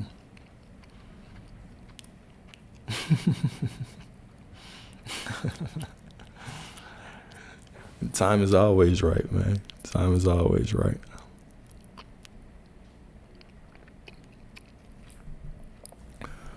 But yes, indeed. Yes, indeed. All right. Any other questions? And then we'll wrap it up with a prayer. And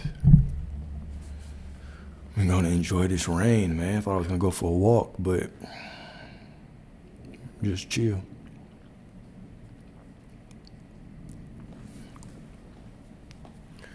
All right, y'all. I appreciate y'all tuning in. Let's go on and end this with a prayer, and then I will let y'all go. Say the prayer. I'll give y'all some affirmations, and then we'll get out of here. All right. Heavenly Father, continue to walk with us moment by moment and remind us that the love, the wisdom, the intimacy that we are seeking in the world is always within us and ready to be tapped into. I also pray for anyone going through heartbreak, going through healing, that you provide them with the peace that only you can provide, and remind them that the peace that they are searching for is always within them. All right, thank you for every opportunity, every person, every obstacle that you have placed in our life in order to expand us and push us to the promised desires that you have placed in our mind. So come. All right, y'all. I see you all as divine. I see you all as beautiful. I see you all as worthy, as wealthy, as prosperous, as in alignment with everything that you want.